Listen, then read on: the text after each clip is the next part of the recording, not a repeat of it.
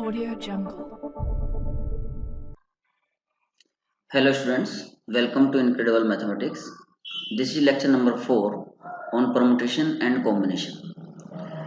In today's lecture, we are going to formally define what we mean by a combination. In the previous lecture, we have already introduced about the permutation. After getting separately both the concepts, we will move ahead to utilize them in a combined form on the previous lectures, in the next lecture onwards. तो बच्चों अभी तक हम लोगों ने जो है permutation समझ लिया था प्रीवियस लेक्चर में, और आज की क्लास में हम लोग कॉम्बिनेशन स्टार्ट करने जा रहे हैं। इन दोनों कंसेप्ट्स को अच्छे से समझने के बाद अब आगे के सारे लेक्चर्स में इन दोनों कंसेप्ट्स का यूज कंबाइंड फॉर्म में किया जाएगा। तो आज आप लोगों के सामने एक नया नोटेशन आ रहा है जो आप लोग बाइनोमियल थ्योरम में, जिन लोगों ने बाइनोमियल पहले पढ़ लिया है, तो जो बाइनोमियल थ्योरम में आप लोग ऑलरेडी पढ़ चुके हैं, वो सिंबल आज हम लोग यूज करेंगे और उसका मीनिंग समझेंगे कि उसका मीनिंग क्या है एक्चुअली। ठीक है, तो कॉम्बिनेशन और सिलेक्शन, कॉम्बिनेशन और सिलेक्शन, तो रिजल्ट के फॉर्म में लिख देते हैं इसको भाई। Result 1, result 1।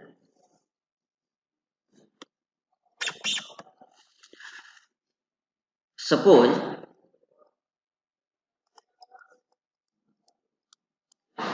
we have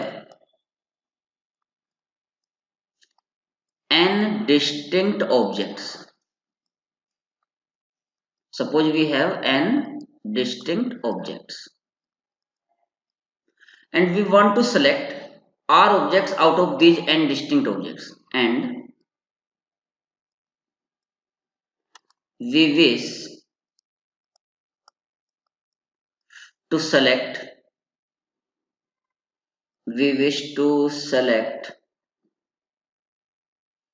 r objects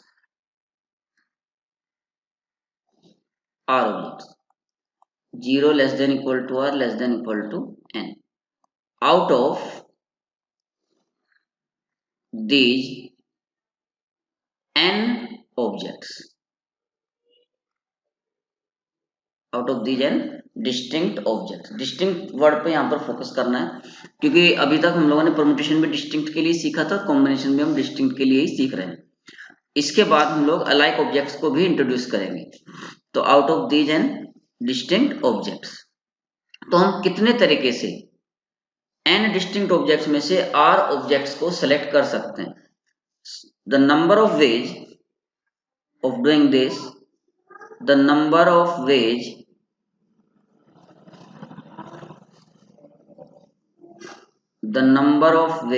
of selecting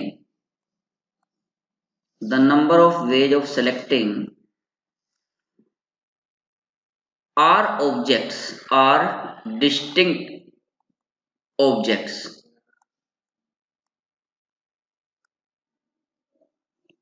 out of n distinct objects is given by NCR। इसको n चूज r भी पढ़ते हैं, इसके लिए सिंबल भी यूज कर लेते हैं CNR।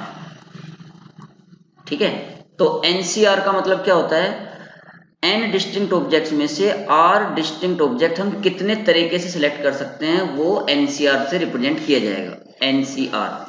और इसका जो फॉर्मूला होता है वो होता है n factorial upon r factorial into n minus r factorial. And of course this is defined when n belongs to n, r belongs to w and n is greater than और equal to r। इतनी बात समझ में आ गई। तो number of ways of selecting और number of combinations एक ही बात होती है। कॉम्बिनेशन और सिलेक्शन दोनों जो है सिनोनिम की तरह यूज किए जाते हैं इस चैप्टर में। तो number of ways of selecting R distinct objects out of N distinct objects is NCR, या ऐसे के लिए number of combinations of R distinct objects out of N distinct objects is NCR। वो दोनों एक ही बात है। जैसे सपोज आपको एक छोटा सा एग्जांपल ले लेते हैं यहाँ पर। मान लो कि ये वर्ड दिया ग्रेट, GREAT। तो ग्रेट में जो है टोटल 5 लेटर्स हैं। तो नंबर ऑफ वेज, बल्कि और छोटा ले लेते हैं ताकि मैं आपको प्रैक्टिकली समझा सकूं, या इसको भी ले सकते, कोई बात नहीं। Number of ways of selecting 2 letters, selecting 2 letters out of 5 letters of the word, out of 5 letters of the word great is equal to 5C2। भाई टोटल इसमें 5 लेटर्स हैं और हमें 2 सेलेक्ट करने हैं, तो हम कितने तरीके से सेलेक्ट कर सकते हैं 2 लेटर? 5C2 यानी कि 10 तरीके से सेलेक्ट कर सकते हैं। तो अब क्वेश्चन उठता है कि क्या सच में 2 लेटर हमें सेलेक्ट करने, तो 10 तरीके होंगे उसको सेलेक्ट करने के? बिल्कुल, देखो GR सेलेक्ट हो सकता है, GE सेलेक्ट हो सकता है, GA सेलेक्ट हो सकता है, GT सेलेक्ट हो सकता है। 2 लेटर सेलेक्ट करने हैं। RE को ले सकते हैं आप, RE, RA, RT, या EA, ET और AT। तो आप काउंट कर लो, 3 4 5 6 7 8 9 10। तो ये 10 तरीके से आप 2 लेटर को सिलेक्ट कर सकते हैं। यहां पर एक बात और नोट करने वाली है कि सिलेक्शन में कौन लेटर पहले आया है कौन बाद में आया ये इंपॉर्टेंट नहीं होता है। मतलब यहाँ पर ऑर्डर इंपॉर्टेंट नहीं है, कौन लेटर आया है ये इंपॉर्टेंट है। तो जैसे GR आ गया तो GR का आना और RG का आना वो एक ही बात कंसिडर की जाती है। तो सिलेक्शन में जब हम सिलेक्शन करते हैं तो ऑर्डर इंपॉर्टेंट नहीं होता, ठीक है। तो ये हम यहाँ पर नोट में फर्स्ट पॉइंट लिख लेते हैं। सिलेक्शन में ऑर्डर इज नॉट इंपॉर्टेंट, तो order is not important in selection. जबकि परमुटेशन में जो हमने लास्ट लेक्चर में डिस्कस किया वहां पर ऑर्डर इंपॉर्टेंट होता है। मतलब वहां पर GR और RG दोनों के दोनों अलग अलग परमुटेशन यानी कि अरेंजमेंट कंसिडर किया जाता है, क्योंकि वो अरेंजमेंट है। तो ऑर्डर इज नॉट इंपॉर्टेंट, एक बात। दूसरी बात, कुछ फॉर्मूले आप लोगों ने, जैसे NC0 की वैल्यू 1 होती है और NCN की वैल्यू भी 1 होती है, ये आपने पढ़ा था प्रॉपर्टीज में इसकी। तीसरा, बाइनोमियल में नहीं पढ़ा तो भी मैं उसके लिए लिख रहा हूं। अगर कहीं ऐसा आ रहा है कि NCR इक्वल टू, तो आप इसको NCN-R भी लिख सकते हो। इसका सीधा सा मतलब ये होगा कि number of ways of selecting R distinct objects out of N distinct objects is same as number of ways of rejecting N-R objects out of N distinct objects। फिर सुन लो, number of ways of selecting R distinct objects out of N distinct objects is same as number of ways of rejecting N-R distinct objects out of N distinct objects। Fourth एक इसकी property थी, अगर NCX is equal to NCY हो तो इसका मतलब होता है कि either x is equal to Y और x plus Y is equal to n। या तो x इक्वल टू वाई होगा या तो x plus Y equal to n होगा। तो ये फिर से मैं एक बार बता रहा हूं आप लोगों को कि अगर आपको n डिस्टिंक्ट ऑब्जेक्ट्स दिए गए और उनमें से r सेलेक्ट करने, डिस्टिंक्ट में ही NCR एप्लीकेबल होता है, ध्यान रखना। अगर आपको n डिस्टिंक्ट ऑब्जेक्ट्स दिए गए हैं और आपको ये पता करना है कि हम कितने तरीके से इन n डिस्टिंक्ट ऑब्जेक्ट्स में से r ऑब्जेक्ट्स को सिलेक्ट कर सकते हैं, तो वो number of veg is given by NCR। यहाँ पर ऑर्डर इंपॉर्टेंट नहीं होता। जैसे एक एग्जांपल और ले लें अगर हम, कि भाई सपोज करो आपको एक 15 प्लेयर्स दे रखे हैं। सपोज आपको 15 प्लेयर्स दिए हैं, एग्जांपल 15 प्लेयर्स, और उसमें से 11 has to select, 11 has to select for a match. तो अब यहां पर देखो क्या ऑर्डर इंपॉर्टेंट है, क्या कौन सा प्लेयर पहले सेलेक्ट हुआ या कौन सा बाद में सेलेक्ट हुआ, ये यहां पर महत्वपूर्ण है नहीं, यहां पर कौन सा प्लेयर सेलेक्ट हुआ ये महत्वपूर्ण है। तो 15 में से आप 11 प्लेयर कितने तरीके से सिलेक्ट कर सकते हो, that is 15C11 number of veg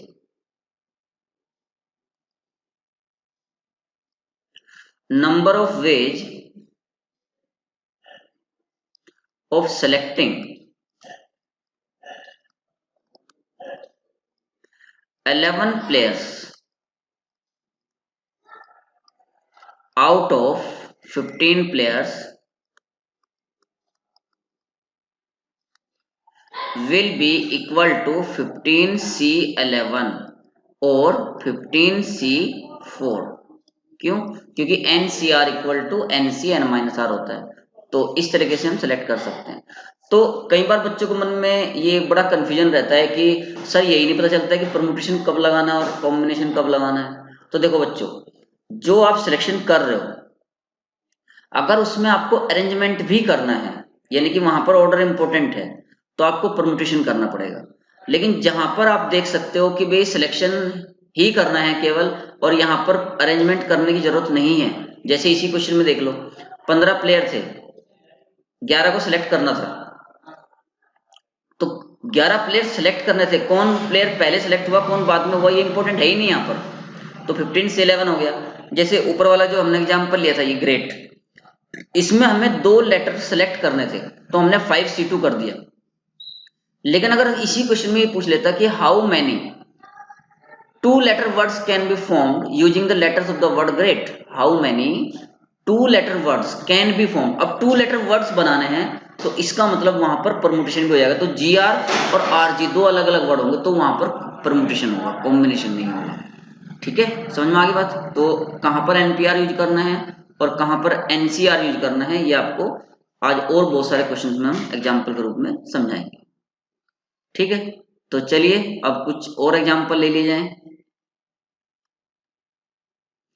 जैसे ये एक एग्जाम्पल है आपके सामने, how many ways can a team of 3 boy and 4 girls B formed from 5 boy and 6 girls. कितने तरीके से हम एक टीम बना सकते हैं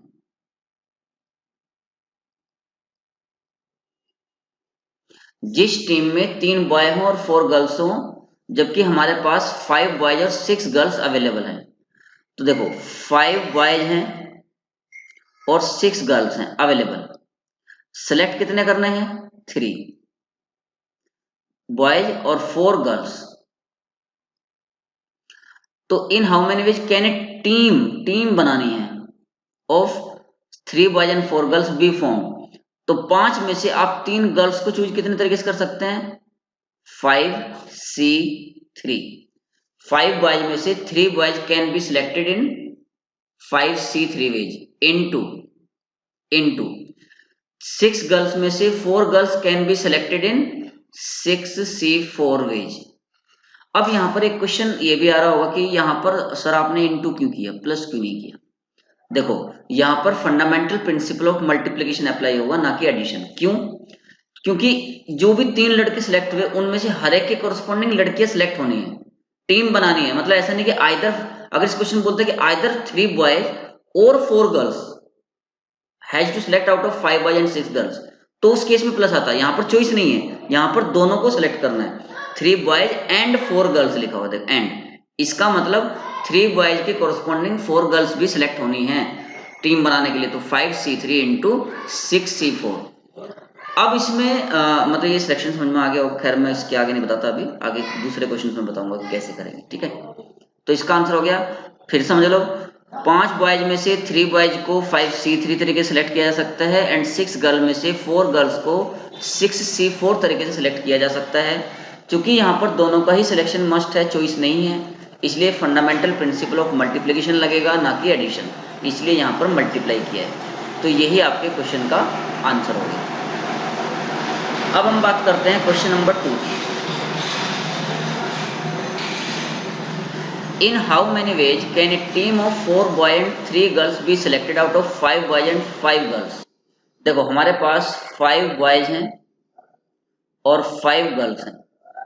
एक टीम बनानी है जिसमें 4 बॉय सेलेक्ट करने हैं। इन how many ways can a team of 4 boy and 3 girls select करनी है।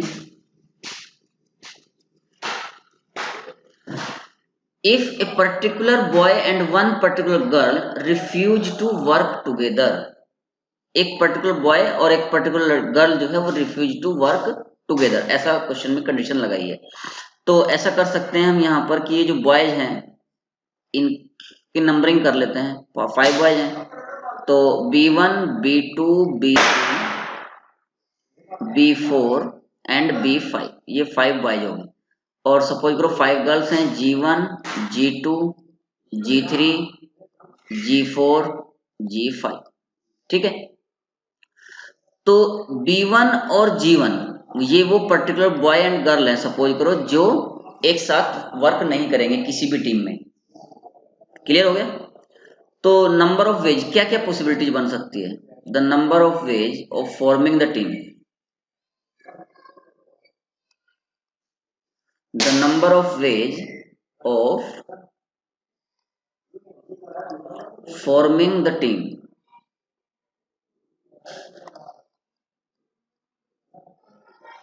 is equal to, अब देखना आप ध्यान से। देखो सपोज करो हमने पहली जो टीम बनाई उसमें B1 को ले लिया, B1 जो है वो इंक्लूडेड है, B1 इज इंक्लूडेड। ये मैं एरो मार्क बना रहा हूं कि मैंने इसको इंक्लूड कर लिया। तो मुझे जो 4 बॉय लेने थे अब 3 ही बॉय लेने हैं।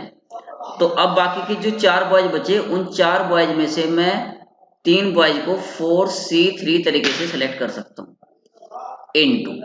अब गर्ल्स लेनी है 3, लेकिन चूंकि हमने B1 को ले लिया है तो इसलिए हम G1 तो अब आएगी नहीं उस टीम में, तो G1 को छोड़ के बाकी जो 4 गर्ल्स हैं G2, G3, G4, G5 उनमें से 3 girls can be selected in 4C3 ways. तो 4 बॉयज हो गए, 3 गर्ल्स हो गए। या दूसरा केस क्या हो सकता है कि जो B1 है, B1 इसको एक्सक्लूड कर दो, बाहर की तरफ एरो मार्क का मतलब इसको नहीं लिया, या ऐसे समझ लो कि G1 को ले लिया, मतलब इस बार हमने G1 को इंक्लूड कर लिया, G1 इज इंक्लूडेड। तो जब G1 इंक्लूडेड है तो ऑफकोर्स B1 नहीं आएगा। तो जो हमें 4 बॉय सेलेक्ट करने हैं वो B2, B3, B4, B5 में से ही करने हैं, यानी कि 4C4, ये तो बॉयज के लिए हो गया। और गर्ल्स 3 लेनी थी लेकिन G1 ऑलरेडी ली जा चुकी है, तो अब बाकी की जो 4 गर्ल्स बची उन 4 में से आपको 2 गर्ल्स को सिलेक्ट करना है, 4C2। या तीसरा केस क्या हो सकता है? देखो पहले जो टीम बनाई उसमें B1 को रख लिया था तो G1 ने मना कर दिया। दूसरी जो टीम बनाई, अब यहाँ पर चॉइस थी इसलिए और आ रहा तो प्लस लगा बीच में, ठीक है। दूसरी टीम जो बनी उसमें हमने G1 को रखा तो B1 ने मना कर दिया। अब ऐसे समझ लो कि जब ये दोनों एक दूसरे के साथ काम नहीं करते, मतलब टीम वर्क की कमी है इन दोनों में, ऐसा समझ लो, है ना। तो इन दोनों को बाहर कर दो, भाई हम B1 को भी लेंगे G1 को भी लेंगे। तो 4 बॉयज जो हैं आप B2, B3, B4, B5 चारों को ले लो, तो 4C4 चारों बॉयज आ गए, इनटू 4 गर्ल्स हैं G2, G3, G4, G5 उनमें से 3 गर्ल्स को ले लो 4C3 तरीके से। तो इस तरीके से यहाँ पर हम टीम बना सकते हैं।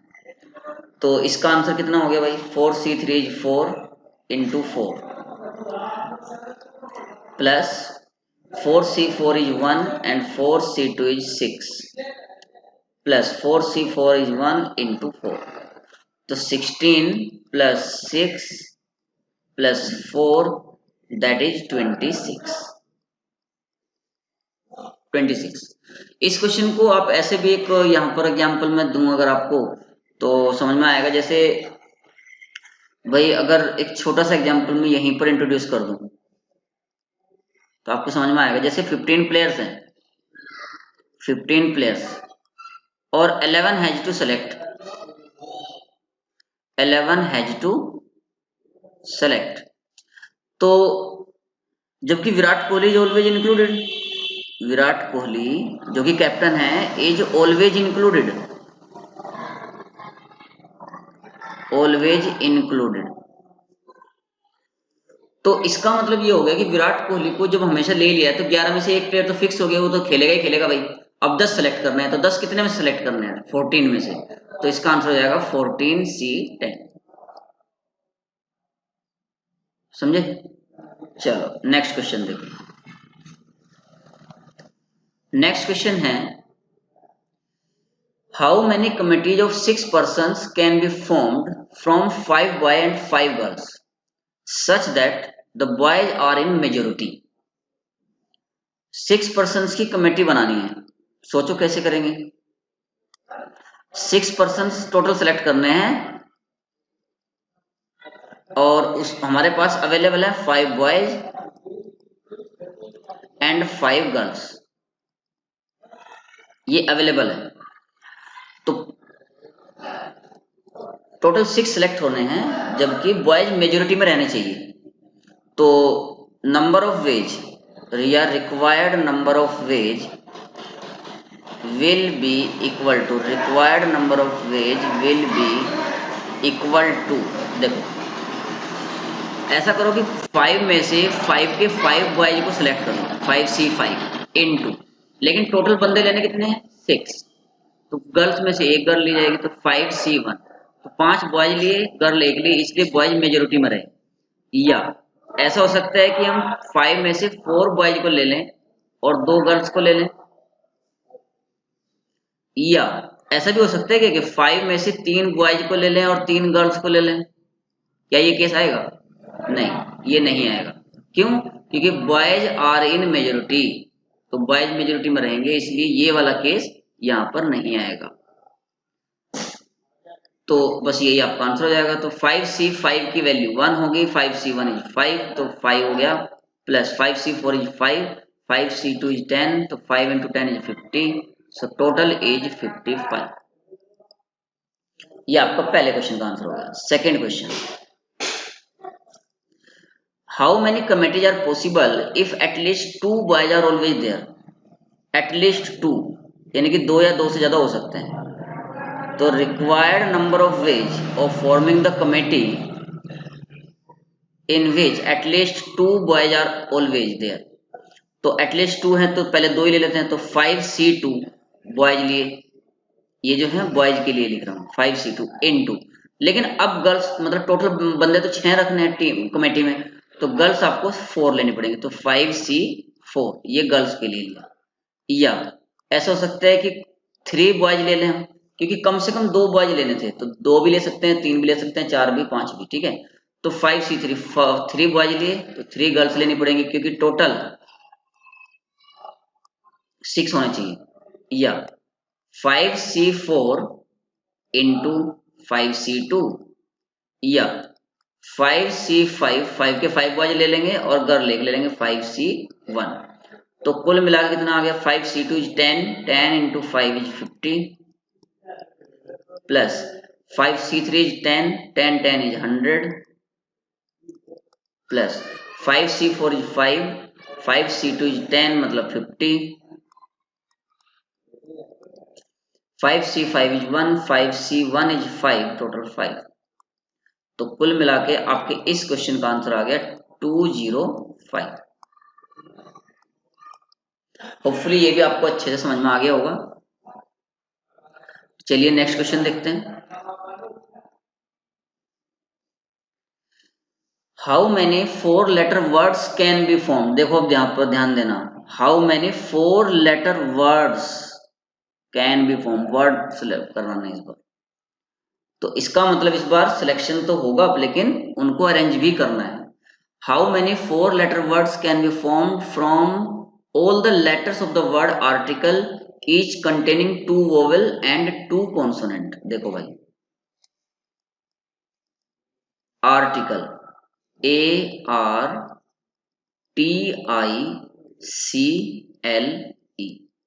ये मैंने इसलिए ऐसा अलग अलग लिख लिया क्योंकि ये तो हो गया vowel and these are the consonants. तो जो वर्ड हमें बनाने हैं, 4 लेटर्स वर्ड बनाने हैं, लेकिन उसमें 2 वोवेल होने चाहिए और 2 कॉन्सोनेंट होने चाहिए। हमारे पास 3 वोवेल हैं और 4 कॉन्सोनेंट हैं। तो सबसे पहले आप 3 वोवेल में से 2 वोवेल सेलेक्ट कर लो 3C2 तरीके से, इनटू 4 कॉन्सोनेंट में से 2 कॉन्सोनेंट सेलेक्ट कर लो 4C2 तरीके से। ये तो हो गया number of ways of selecting 2 vowels out of 3 vowels, and this is the number of ways of selecting 2 consonant out of 4 consonants. Now अब आपने टोटल 4 लेटर सेलेक्ट कर लिए, 4 लेटर सेलेक्ट कर लिए। अब जो 4 लेटर सेलेक्ट हुए हैं उनको 4 लेटर वर्ड बनाना है, तो याद करो कैसे बनाते थे।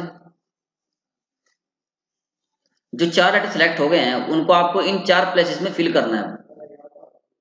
तो इसको 4 तरीके से, इसको 3 से, इसको 2 से, इसको 1 तरीके से भर सकते हैं, यानी कि इनटू 4 फैक्टोरियल। तो दिस इज योर आंसर। फिर समझ लो, 3 लेटर में से 3 वोवेल्स थे, ये वोवेल्स हैं, इन 3 वोवेल्स में से 2 वोवेल सेलेक्ट किए 3C2 तरीके से।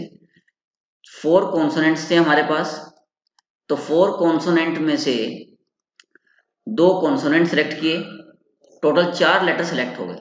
अब ऐसे समझ लो कि आपके पास 4 डिस्टिंक्ट लेटर्स हैं और उन 4 डिस्टिंक्ट लेटर्स को लेके आपको 4 लेटर वर्ड बनाने हैं। तो ये क्वेश्चन तो आप पहले लेक्चर में भी पढ़ चुके हैं, फंडामेंटल प्रिंसिपल ऑफ मल्टीप्लिकेशन में, और इसके प्रीवियस लेक्चर में भी पढ़ चुके हैं, परमुटेशन में। तो उनको 4 लेटर को आप 4 लेटर वर्ड बनाना है तो 4 फैक्टोरियल तरीके से, यानी कि 24 वर्ड्स बना सकते हो। ओके, क्लियर हो गया। अच्छा, जैसे मान लो मैं एक एग्जांपल अभी आपको दे रहा था कि भाई सपोज ऐसा है कि एक एडिशनल एग्जांपल ले लेते हैं। मान लो 15 प्लेयर्स आपको दिए गए हैं, 15 प्लेयर्स, 11 हैज टू सेलेक्ट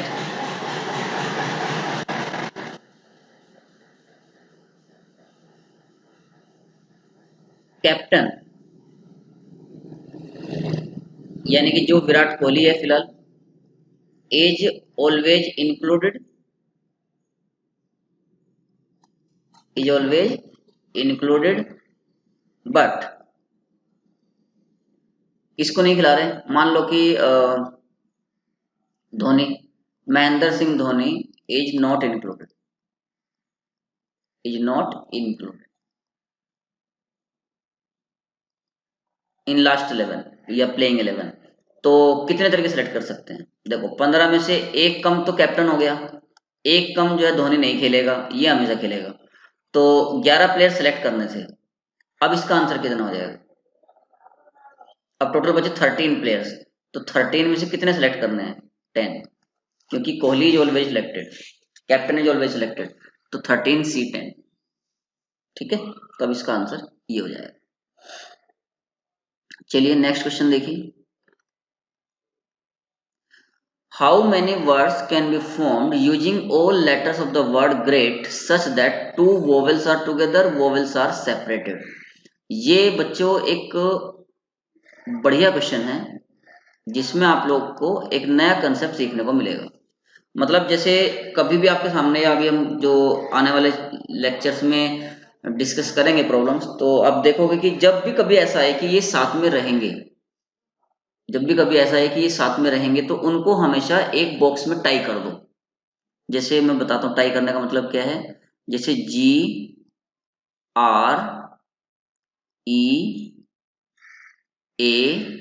और T, यहां लिख लेता हूं मैं T, है ना।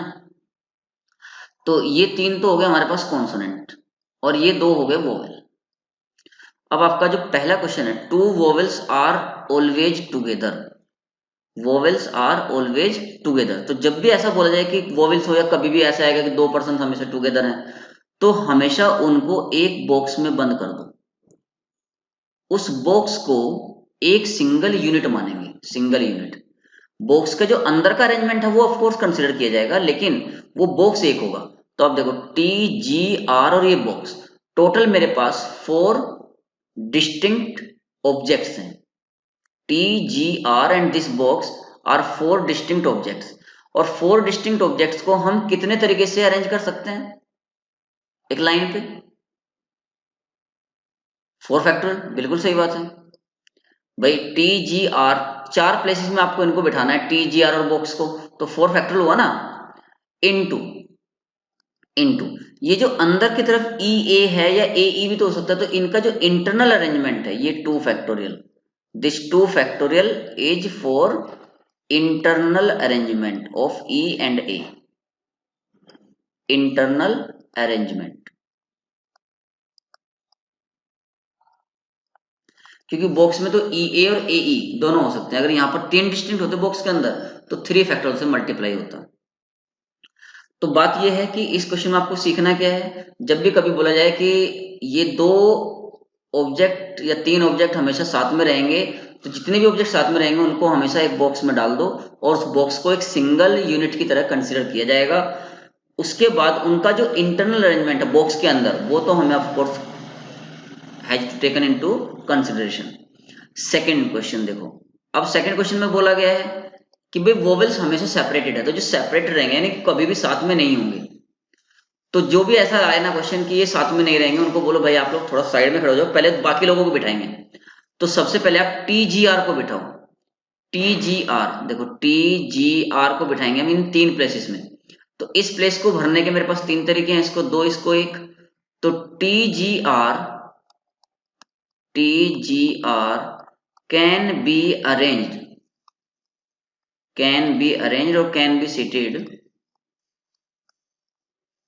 इन 3 फैक्टोरियल वेज। ये 3 फैक्टोरियल तरीके से टीजीआर बैठ गए। अब इनके बीच में आप देखो 4 गैप्स हैं, 1 2 3 4। ये जो 4 मैंने ब्लू टिक किए हैं, आप ई और ए को इनमें से 4 में से 2 जगह पे बिठाओगे, तो 2 places out of 4 distinct places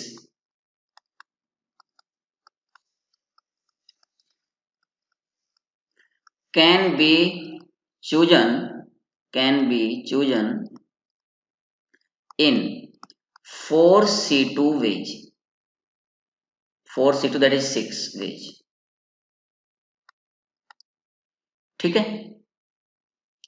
तो सबसे पहले तो हमने क्या किया, मतलब सेकंड क्वेश्चन की अगर बात करें हम सॉल्यूशन की, तो सबसे पहले तो हमने टीजीआर को बिठाया 3 फैक्टोरियल तरीके से, इनटू फिर 4 में से 2 प्लेस सेलेक्ट कर लिए ई और ए के लिए, और उन दोनों प्लेसेस में ई और ए का जो मान लो यहाँ पर आ गया, यहाँ पर आ गया, या यहाँ कहीं भी आ सकता है, तो 2 फैक्टोरियल तरीके से उनको हम अरेंज कर सकते हैं। तो इसका आंसर आ गया 72। ठीक है, अब चूंकि हम लोगों ने एक कॉम्बिनेशन का एक बेसिक आइडिया समझ लिया है, तो अब मैं आप लोगों को एक प्रूफ जो हम लोगों जनरली चैप्टर 1 में पढ़ते हैं इसमें सेट थ्योरी में, लेकिन उसका प्रूफ वहां पर नहीं बताया जाता, टोटल नंबर ऑफ सबसेट्स का, टोटल नंबर ऑफ सबसेट्स। हालांकि सबको फॉर्मूला याद होगा 2 की पावर n, है ना। देखो suppose a equal to A B C, a equal to A B C, तो इसके टोटल नंबर ऑफ सबसेट्स बताओ। Find total number of subsets, total number of subsets of A. ठीक है, तो देखो यहां पर जो ए की कार्डिनलिटी है वो 3 है, तो n equal to 3, cardinality of A is 3। तो देखो सबसे पहले आप 3 में से किसी भी ऑब्जेक्ट को सिलेक्ट मत करो, 3C0 जिसको आप 5 बोलते थे, 5 नल सेट, या 3C1 यानी कि एक एक एलिमेंट को लेकर, जो सेट ए है उसके एक एक एलिमेंट को लेकर आप जो सबसेट्स बनाओगे, तो 3 में से एक एलिमेंट कितने तरीके से सिलेक्ट कर सकते हैं, 3C1 तरीके से, दैट इज 3। यानी कि वो कौन कौन से हो सकते हैं, singleton A, singleton B, singleton C. तो 3 ऑब्जेक्ट में से 1 object can be selected in 3C1 ways. दो को लेके कितने बनेंगे, तो 3 में से 2 को कितने तरीके से सिलेक्ट कर सकते हैं, 3C2, इसकी वैल्यू 3 आएगी। तो वो कौन कौन से बनेंगे, pair sets A B, AC and BC, 3 ये बन गए। और 3 में से तीनों को लेकर भी जो हर सेट अपना सबसेट होता है, जिसको हम इम्प्रॉपर सबसेट भी बोलते हैं, वो एक ही होगा, दैट इज सिंगलटन नहीं, कंप्लीट सेट ABC। तो टोटल 8 सबसेट्स इसके होंगे, समझ रहे ना। 3C0 का मतलब है कि हमने एक भी एलिमेंट सेलेक्ट नहीं किया। तो एक भी एलिमेंट सेलेक्ट नहीं किया मतलब एक ऐसा सबसेट बनाया जिसमें एक भी एलिमेंट नहीं है, और वो होता है नल सेट, जो हर सेट का सबसेट होता है। फिर एक एक को लेके बनाते थे हम। तो एक एक को लेके कितने बनेंगे वो हमें यहां से मिल रहा है फॉर्मूले से, कि सेट ए में 3 एलिमेंट हैं, उन 3 एलिमेंट में से एक एलिमेंट को हम कितने तरीके से सिलेक्ट कर सकते हैं, दैट इज 3C1। फिर दो दो को लेके बनाते हैं, तो 3 एलिमेंट में से 2 एलिमेंट को कितने तरीके से सिलेक्ट करेंगे, दैट इज 3C2। इसी तरीके से 3 में से तीनों एलिमेंट को कितने तरीके से सिलेक्ट किया जा सकता है, दैट इज 3C3। अब जैसे इसको अगर मैं इन जनरल वे में बताऊं, in general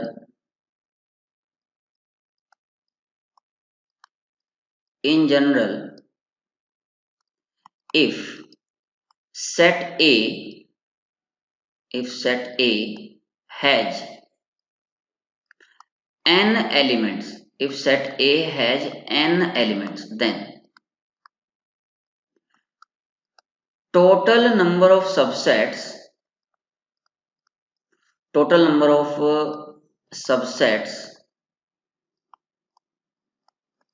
of A is equal to कितने हो जाएंगे। देखो यहां पर भी आप समझ लो, यहां पर हमने क्या किया है, 3C0, जब कोई भी एलिमेंट नहीं लिया, 3 में से या एक लिया होगा या 2 लिए होंगे या 3 वाले बनाए थे, तो टोटल जो है वो 2 की पावर 3 जो कि 8 होता है।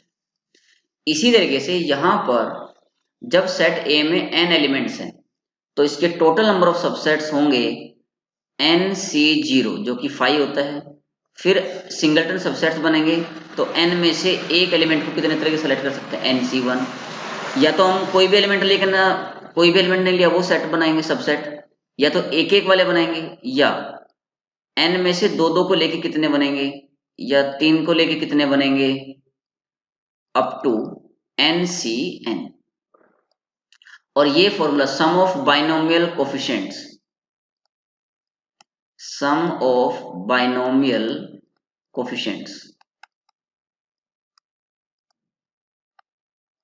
ये 2 टू द पावर n होता है।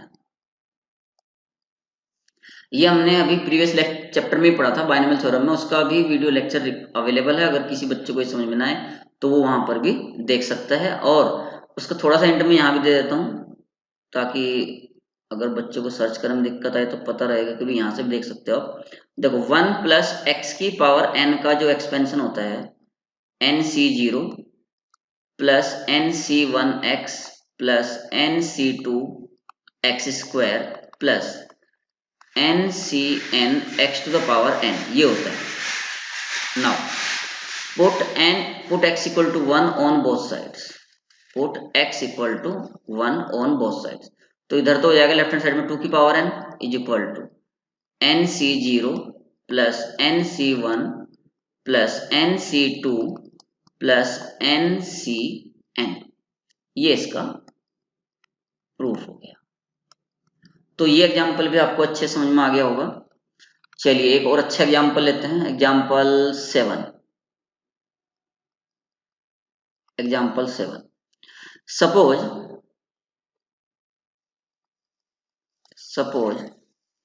100 persons meet in a party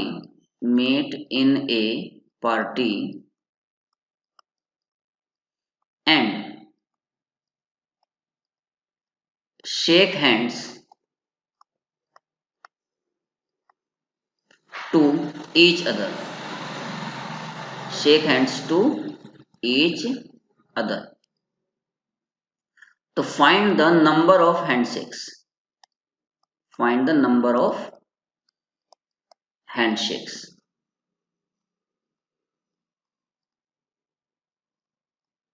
in the party। ठीक है, चलिए तो कैसे करेंगे इस क्वेश्चन को भाई। देखो 100 पीपल पार्टी में गए, मान लो एक व्यक्ति ए है और एक बी है, उन दोनों ने हाथ मिलाया, तो ए का बी से हाथ मिलाना और बी का ए से हाथ मिलाना वो एक ही हाथ काउंट किया जाता है कि एक बार हाथ मिल गया, दो नहीं होंगे वो, ठीक है ना। ए बी से हाथ मिला रहा है या बी ए से हाथ मिला रहा है, वो number of handshake will be one only. तो यहां पर आप क्लियरली देख सकते हो कि अरेंजमेंट नहीं होगा, केवल सिलेक्शन होना है।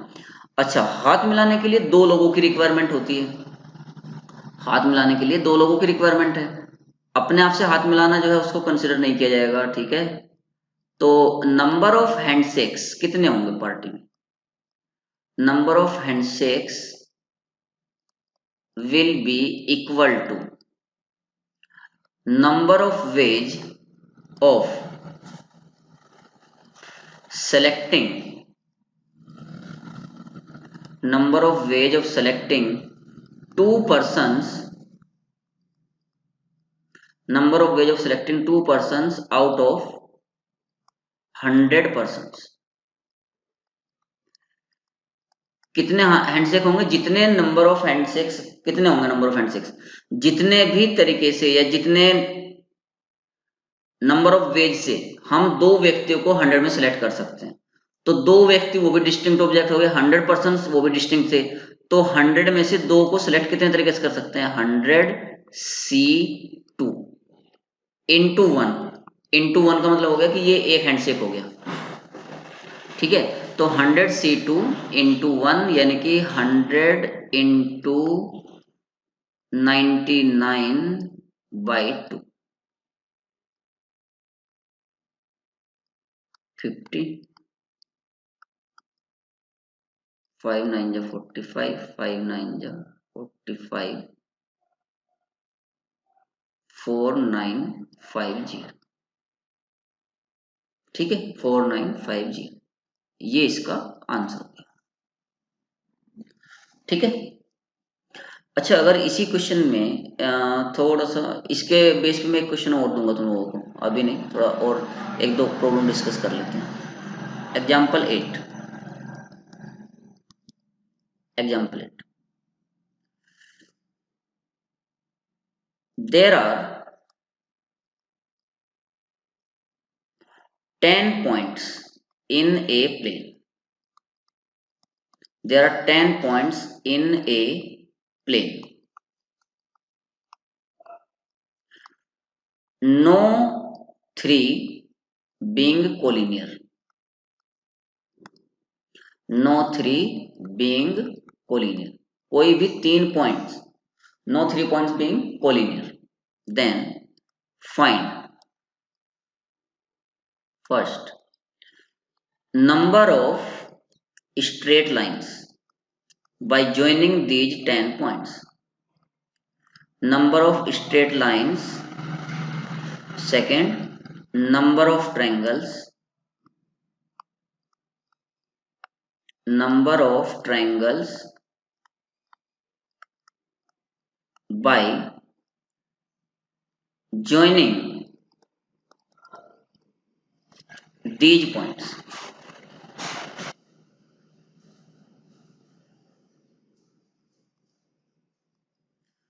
तो सोचो थोड़ा कैसे करेंगे इस क्वेश्चन को।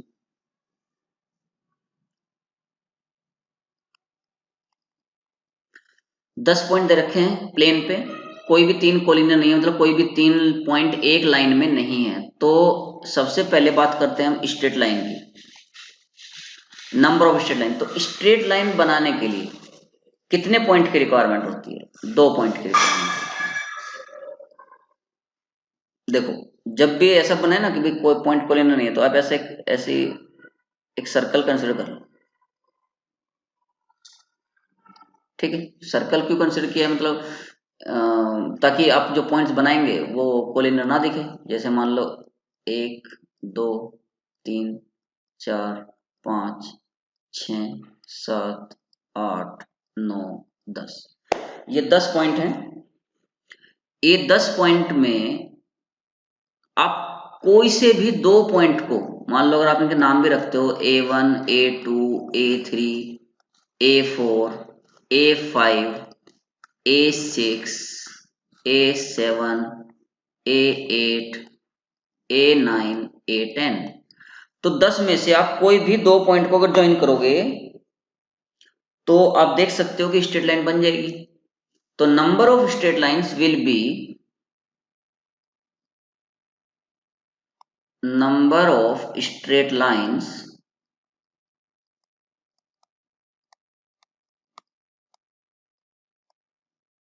will be equal to number of ways of selecting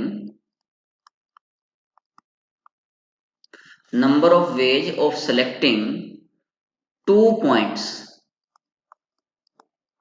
जितने तरीके से आप 10 में से 2 पॉइंट सेलेक्ट कर सकते हो उतनी स्ट्रेट लाइन बन जाएगी। Number of ways of selecting 2 points out of 10 points and that is equal to 10c2, that is 45। 10c2 is 45। अच्छा, इसमें एक बात और देखो, क्यों एनसीआर क्यों यूज किया है, क्योंकि A1 A2 को ज्वाइन करने वाली लाइन और A2 A1 को ज्वाइन करने वाली लाइन एक ही बात होगी, दो अलग अलग लाइन नहीं कंसिडर होगी। तो यहाँ पर भी केवल और केवल कॉम्बिनेशन होगा, परमुटेशन नहीं होगा, अरेंजमेंट नहीं हो रहा है यहाँ पर कि आप A1 A2 से जाने वाली लाइन अलग कंसिडर करोगे, A2 A1 से जाने वाली लाइन अलग कंसिडर करोगे, या A1 A5 से जाने वाली लाइन एक होगी, A5 A1 से जाने वाली एक लाइन होगी, ऐसा नहीं है।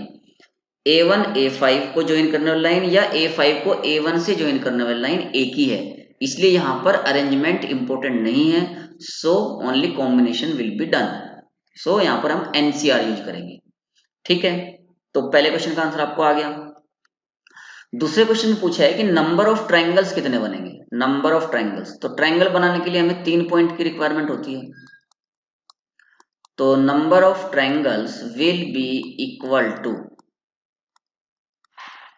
Number of triangles will be equal to, तो ट्रायंगल बनाने के लिए वही 10 में से कोई भी 3 पॉइंट सेलेक्ट कर लो, कहीं भी कोई भी 3 पॉइंट आप सेलेक्ट करो, ट्रायंगल बन जाएगा। तो number of triangles will be equal to number of ways of selecting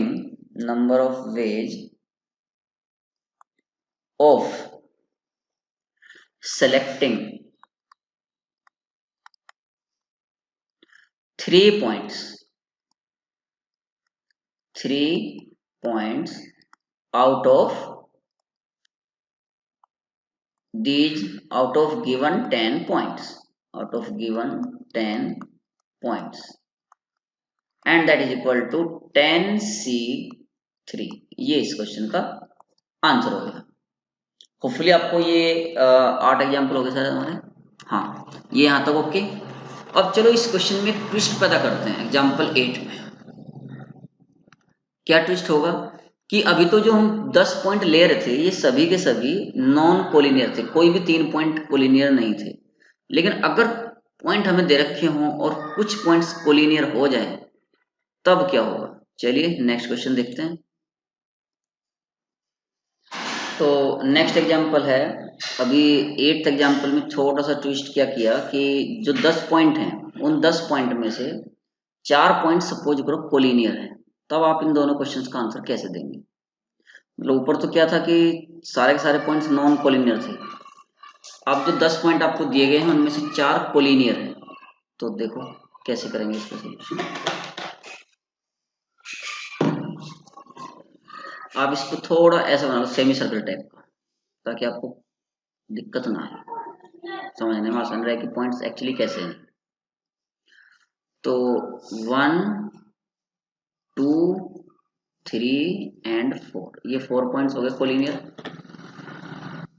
5 6 7 8 9 and 10, total 10 points हो गए, out of which 4 are collinear, बाकी कोई नहीं है। तो पहला क्वेश्चन, फर्स्ट नंबर ऑफ लाइंस कितनी बनेंगी। नंबर ऑफ लाइंस, तो अब ये तो आप समझ गए हो कि यहाँ पर क्या अभी भी हम ऐसा आंसर बोल सकते हैं 10c2 नहीं, क्योंकि 10c2 का मतलब तो ये हो गया कि आप 10 में से कोई भी 2 पॉइंट चूज करेंगे, लाइन बन जाएगी आपकी। लेकिन अगर मान लो आपने ये A1 A2 A3 A4 जब ये पॉइंट चूज किए होंगे तो चाहे A1 A2 किया हो, चाहे A1 A3 किया हो, चाहे A1 A4, A2 A3, A2 A4, A3 A4, कोई भी पॉइंट दो चूज किए होंगे, लाइन तो एक ही है। तो इसलिए इसमें इन 4 पॉइंट्स की वजह से जितनी भी लाइन एक्स्ट्रा बनी थी वो सब आ गई हैं 10C2 में। तो -4C2 कर दो। लेकिन जब हमने -4C2 किया तो इन चारों पॉइंट से बनने वाली सारी लाइन सब्ट्रैक्ट हो गई, जबकि इन चारों से बनने वाली एक लाइन तो है, इसलिए +1 एक तरीका। ठीक है, 10C2 -4C2 +1। और कैसे कर सकते हैं आप इस क्वेश्चन को?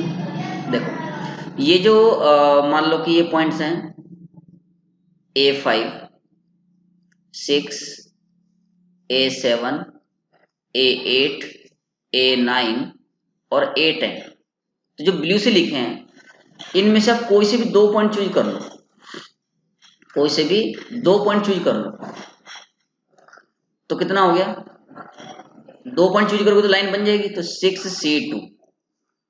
या जो ब्लू कलर में 6 पॉइंट हैं और जो एक लाइट रेड कलर में जो है ये 4 पॉइंट्स हैं, इनमें से भी एक पॉइंट चूज कर लो, 6 में से एक कर लो और इन 4 में से एक कर लो, तो 6C1 इंटू 4C1, तो भी लाइन बन जाएगी 6C1 इंटू 4C1। और इन चारों से जाने वाली तो एक लाइन है ही, तो +1। तो आप इसको ऐसे भी कर सकते हो, समझे? और नंबर ऑफ ट्रायंगल्स की अगर बात करें तो number of triangles will be equal to,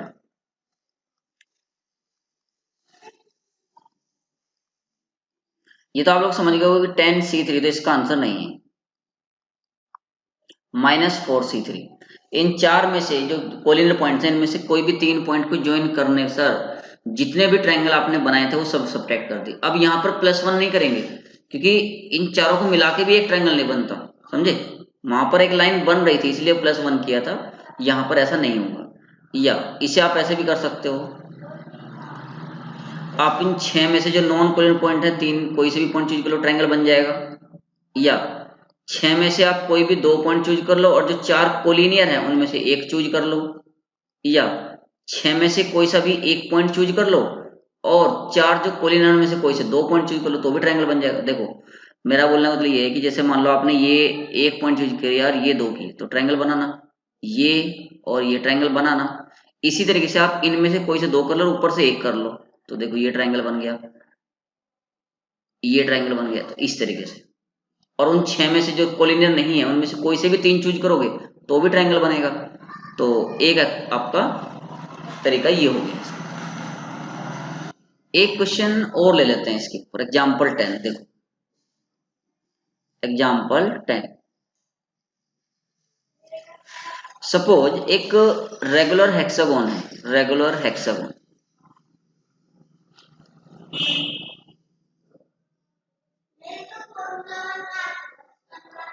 regular hexagon and its center. So there are 7 points. Consider 7 points. कौन कौन से? 6 vertices and 1 center of a regular hexagon, of a regular hexagon.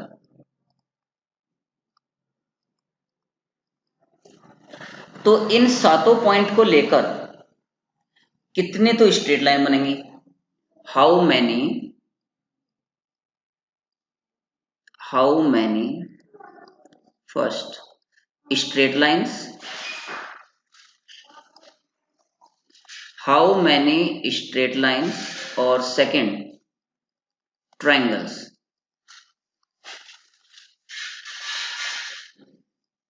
how many straight lines and triangles can be formed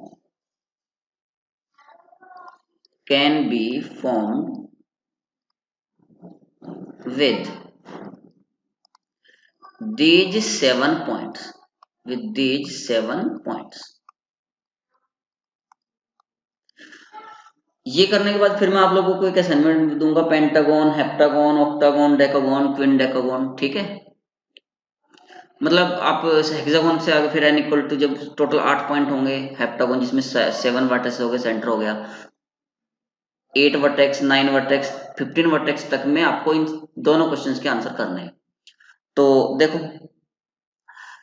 मान लो कि A1, A2, A3, A4, A5, A6 और ये centre A7 मान लो चाहे O मान लो। और पूछा गया है कि भाई कितनी स्ट्रेट लाइंस बन सकती हैं,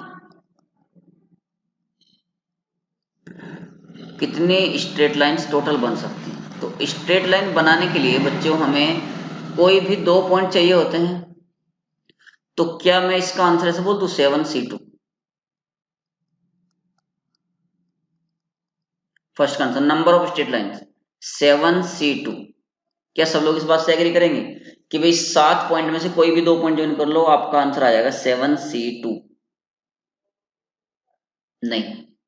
क्यों? क्योंकि देखो A4 और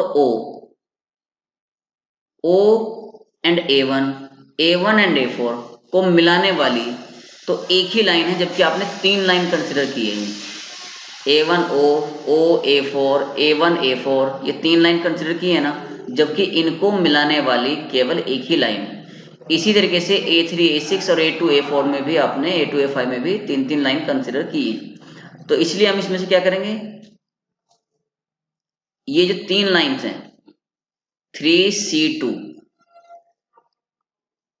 3 में से 2 पॉइंट को ज्वाइन करने वाली ये कौन कौन सी, ये A1, O और A4, इन तीनों पॉइंट में से कोई से भी 2 पॉइंट को ज्वाइन करने वाली जितनी भी लाइन बन सकती है वो सब घटा दी। इसी तरीके से 3C2 एक बार और करेंगे, A6, O और A3 को ज्वाइन करने वाली जितनी भी लाइन है उनको सब्ट्रैक्ट कर दो, -3C2 इसमें से A2, O और A5 को ज्वाइन करने वाली जितनी लाइन सब सब्ट्रैक्ट कर दो। लेकिन इससे क्या हुआ कि आपने तो ये A1, A4, A2, A5, A3, A6 तीनों लाइन सब्ट्रैक्ट कर दी, जबकि वो लाइन तो बनेंगी ना, इसलिए +3 भी यहां पर आएगा। तो कुल मिला के आपके इस क्वेश्चन का आंसर क्या हुआ, 7C2 -3 इंटू 3C2 +3। ठीक है, तो जब आप इसको सिंप्लीफाई करोगे तो इसका आंसर आपका 15 आ जाएगा। अब बात करते हैं सेकेंड क्वेश्चन की। सेकेंड क्वेश्चन में क्या है, number of triangles, number of triangles. तो 7C3 तो ऑफ कोर्स गलत आंसर हो जाएगा। क्यों? क्योंकि आपने तो 7C3 में ऐसा भी कर लिया कि A1 और A4 को ज्वाइन करने वाला एक ट्रायंगल कंसिडर कर लिया, जबकि वो है ही नहीं। ऐसे ही A3 और A6 को ज्वाइन करने वाला एक ट्रायंगल कंसिडर कर लिया, वो भी नहीं है। और A2 और A5 को ज्वाइन करने वाला भी एक ट्रायंगल कंसिडर किया, वो भी नहीं है। तो -3 कर दो, ये आपका आंसर। इतने ट्रायंगल्स बने, 35 - 3 = 30, total 32 triangles can be made. तो अब मैं इसके ऊपर आपको एक असाइनमेंट दे देता हूं। इन दोनों क्वेश्चंस के आंसर ही आप लोग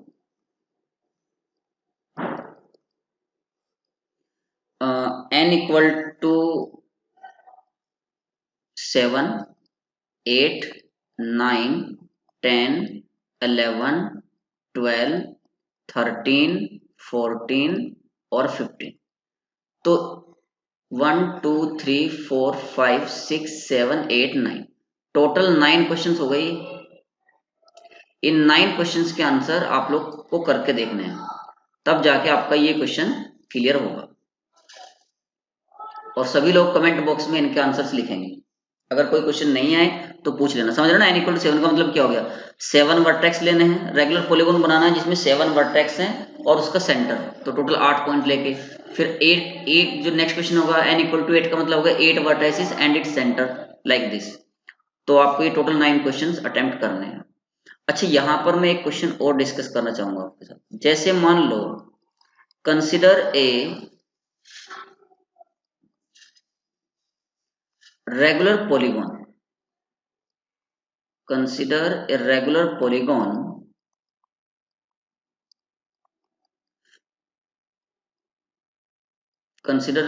polygon with, ये एग्जांपल 11 है,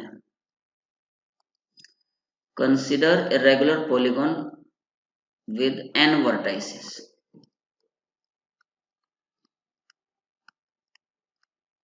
Find number of diagonals. Find number of diagonals in the polygon. Number of diagonals.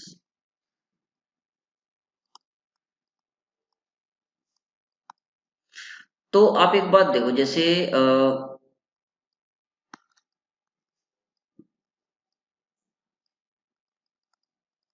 ठीक है, ये है मान लो A1, A2, A3 और ऐसे यहाँ पर आके ये AN, n वर्टिसेस का रेगुलर पॉलीगॉन है। तो नंबर ऑफ डायगोनल्स आप कैसे फाइंड करोगे?